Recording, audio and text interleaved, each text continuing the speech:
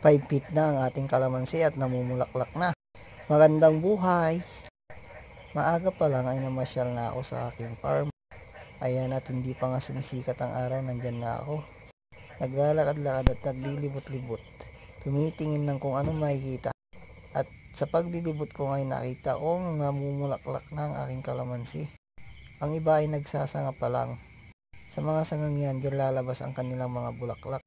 Karamihan nga sa kanila ay hitik na sa bunga. Ang kalamansing ito ay halos kasing tangkad ko. 1 taon at kalahati na palang mga to. Ito naman hitik sa bulaklak. Sana magtuloy-tuloy kayo. Ang bango din ng bulaklak ng kalamansi. Pagpasensya nyo na kung medyo madamo. Hindi pa ako nakapag-grass cutter nito. Susunod na pala ako mag-aabuno dahil may ginagawa pa ako ngayon. Medyo busy pa. At wala din akong planong patuloyin ang mga bulaklak na ito. Sa susunod na lang.